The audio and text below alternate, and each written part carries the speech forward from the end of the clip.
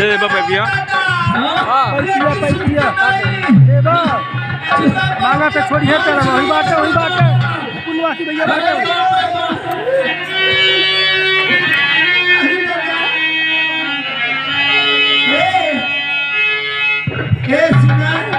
अच्छा ही बतावा हमार गोड़ धैला कि नहीं ये कहीं गोड़ धैले